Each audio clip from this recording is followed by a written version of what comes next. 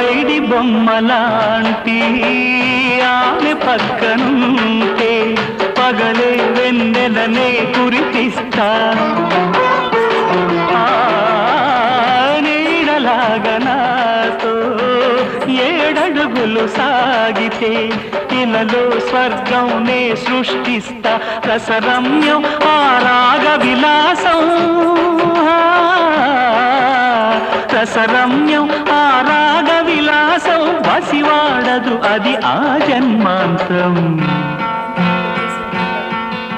అందమైన నా ఊహల మేడకు ఆవిడమణి దీపం అంది అందని నాశలకు ఆమె ప్రతిరూపం